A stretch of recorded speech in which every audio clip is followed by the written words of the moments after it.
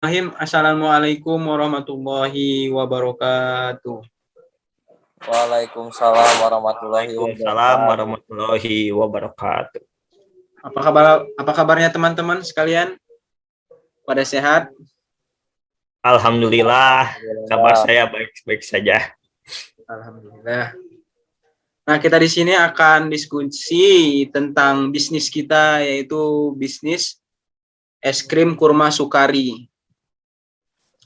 Nah, pada episode ini kita ngobrolnya santai aja ya, jangan pada tegang semua.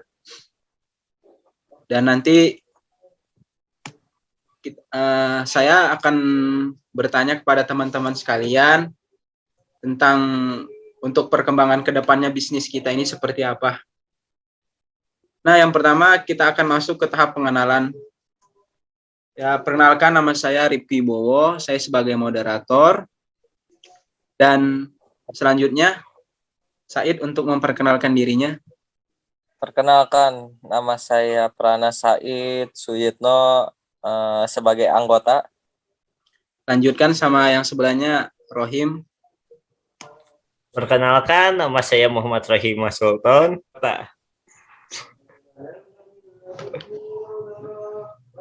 Ya, kita akan masuk ke tahap ini ya, ke tahap tentang definisi es krim dulu.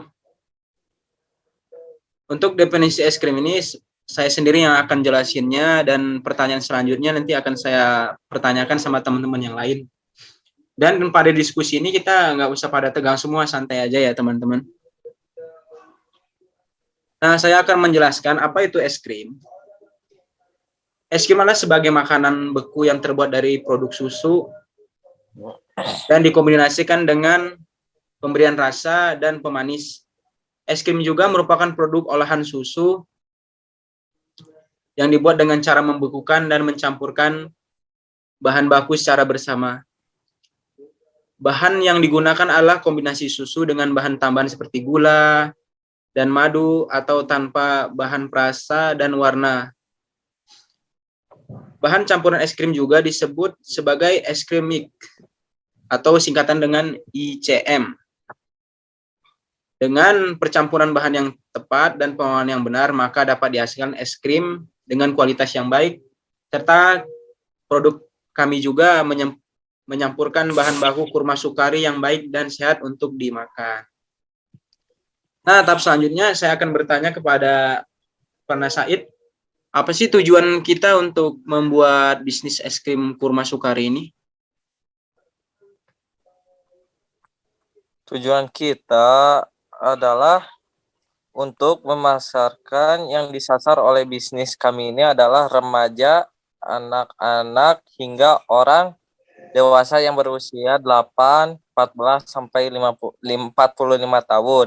Target pasar tersebut berasal dari berbagai kalangan, antara lain masyarakat, anak kecil, pelajar SMP, SMA, mahasiswa, pegawai kantoran, dan orang tua.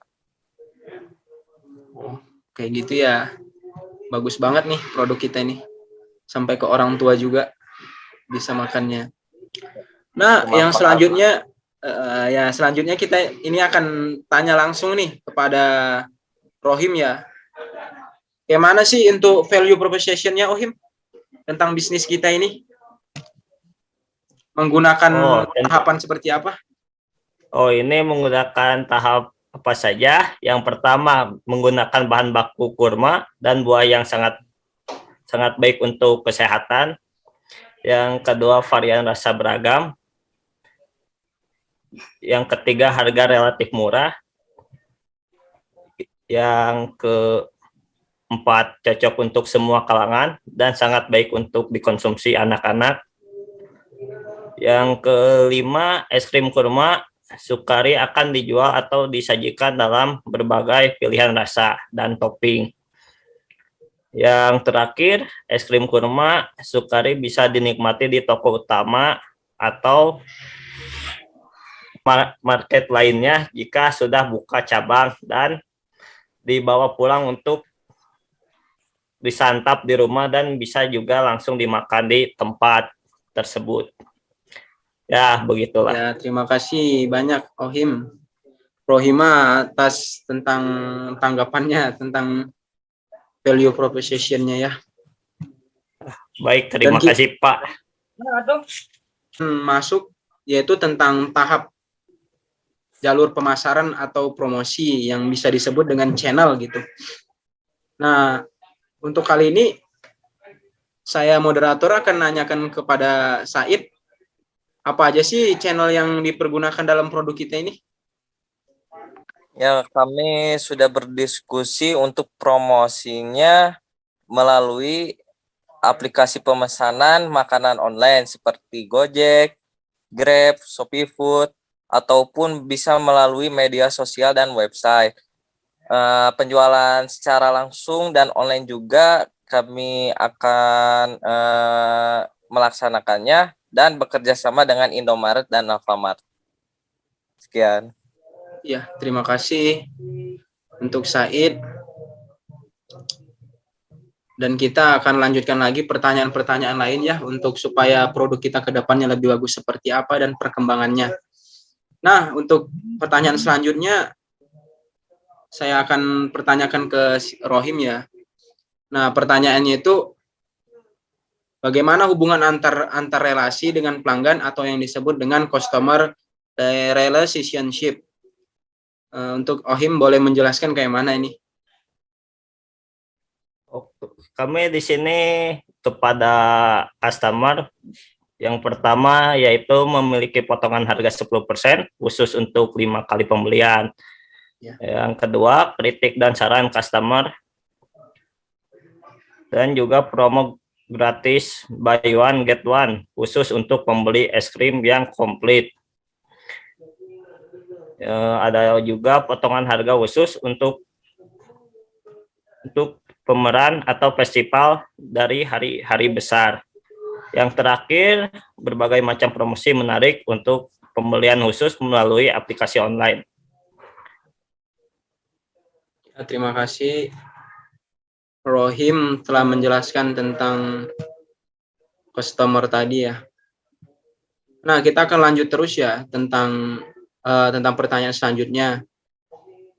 Itu tentang sumber pendapatan. Nah, kali ini kita akan mengusut nih tentang sumber pendapatan kita kayak mana ke depannya dan kayak mana untuk tahapan awal untuk menyusun bisnis kita ini. Nah, yang untuk Said kayak mana nih, Id? Ini kita harus untuk mencari sumber pendapatannya dari mana nih? Yang harus dijelasin ini secara terperinci biar supaya teman-teman yang lain juga pada tahu gitu pendapatan kita dari mana. Untuk Said jelasin boleh. Ya, sumber pendapatan kami bisa dari modal awal, dari pribadi, atau bisa dari teman-teman kita lah yang satu tim. Dana dari investor juga kami akan mencarinya. Lalu sponsorship seperti event kayak gitulah bisa juga. Langsung penjualan es krim kurma Sukari di RW RS, penjualan side dish di makanan pendamping, dan juga sistem bagi hasil dari kerjasama apabila sudah ada klien-klien yang mendanai kita. Ya, terima kasih Said. Bagus banget nih ya. Sumber pendapatan kita itu dari uang pribadi ya, kita sama-sama ya mengumpulkan biar supaya produk kedepannya lebih bagus gitu ya. Ya, terima kasih Said.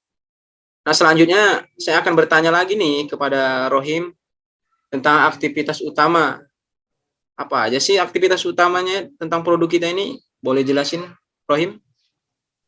Oh, tentu saja aktivitas kami yaitu membuat bahan baku premium untuk pembuatan es krim dan side dish lain menggunakan kualitas terbaik kurma Sukar. Yang kedua, membuat es krim dan side dish berkualitas tinggi dan bercitra rasa nikmat serta telah teruji BOPM dan MUI. Yang ketiga, memberikan pelayanan yang ramah, cepat, dan sangat memuaskan bagi masyarakat. Yang terakhir, mempertahankan rasa supaya pelanggan bertahan, bertambah, serta dapat bersaing dengan kompetitor lain. Ya, bagus ya. Bagus banget produk kita ini ya. Udah teruji oleh BPUPM dan MUI ya. Wah, mudah-mudahan lah bisnis kita ini berjalan seterusnya gitu. Dan bisa membuka lapangan-lapangan kerja yang baik gitu. Nah, saya akan bertanya lagi nih. Ada pertanyaannya, ada sekitar 3 pertanyaan lagi ya teman-teman ya. Nah, saya akan bertanya lagi kepada Said. Apa sih sumber daya utamanya itu? Boleh dijelasin nggak?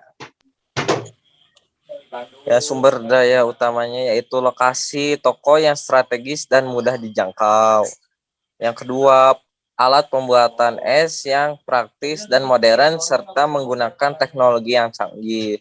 Yang ketiga, pekerja yang kompeten untuk mengolah es krim, kurma, sukari, RWRS, dan side dish. Yang keempat, supplier bahan baku terpercaya. Yang kelima, kemasan box, plastik, dan paper box atau cup es krim. Ya, terima kasih Said. Nah, pertanyaan selanjutnya nih. Ada 2 pertanyaan lagi nih tentang mitra kunci dan struktur pembiayaannya seperti apa gitu dalam bisnis kita ini. Soalnya bisnis kita ini bagus banget gitu judulnya, nama produknya gitu ya. Karena di akhir nama produk kita tadi itu ada inisial kita tersendiri gitu. Yang namanya RWRS gitu ya. Nah, itu sebetulnya menyimbolkan nama kita itu, mah. Nah, makanya produk es krim kita ini sangat bagus gitu untuk kedepannya. Makanya kita harus mempunyai tahapan-tahapan yang lebih bagus dan konsepnya harus lebih bagus supaya pelanggan kita nanti akan lebih bagus gitu. Nah, saya akan nanya lagi ke Rohim ya. Mitra kunci apa sih tentang bisnis kita ini? Coba dijelasin dulu tentang mitra kuncinya apa aja gitu. Oh, mitra kuncinya. Yang pertama, supplier bahan pembuatan. Lanjut. Supplier bahan pembuatan es krim kurma yang premium. Yang kedua, importnya jauh dari Arab. Grosir kurma bisa melalui GoFood, GrabFood, dan Shopee Food. Influencer penjualan gula. Sudah begitu saja, oke? Ya, terima kasih Ohim atas penjelasannya. Nah, untuk yang terakhir kali nih, untuk Said nih. Ini pertanyaan terakhir nih, Said. Ya, baik. Tentang struktur pembiayaan kita itu dari mana aja sih? Sampai kan kita harus tahu gitu ya, kayak mana struktur pembiayaan kita seperti apa gitu. Nah, jadi setiap membuat bisnis itu harus ada yang namanya struktur pembiayaan gitu. Nah, dari mana struktur pembiayaan tersebut gitu? Boleh dijelasin? Ya, seperti pengadaan alat untuk pembuatan atau mengolah es krim kurma. Kedua, mempersiapkan lokasi untuk penjualan es krim, termasuk pembelian gerobak es krim. Yang ketiga, pengadaan bahan baku kurma, susu, gula, dan lain-lain. Yang keempat, persiapan anggaran untuk pemasaran dan promosi meliputi opening, promosi, pembuatan website, sewa stand, promosi di media sosial seperti Facebook, Instagram, dan pameran es krim serta tawaran untuk kerjasama. Seperti itu. Ya, terima kasih atas penjelasannya ya. Nah, jadi pada FGD kali ini bisnis kami juga menampilkan tentang BMC-nya gitu. Nah, jadi tentang diskusi kali ini kita simpulkan bahwasannya bisnis kita ini harus dijalankan lebih sempurna untuk kedepannya dan lebih bagus supaya nanti customer kita akan mudah untuk mengaksesnya sedemikian seperti itu. Nah, kita akhirin aja ya untuk diskusi kita kali ini. Mohon maaf atas kesalahan atau perkataan yang kurang baik. Saya diri pribadi saya mohon maaf sebesar-besarnya kepada teman-teman sekalian. Dan saya akhirin.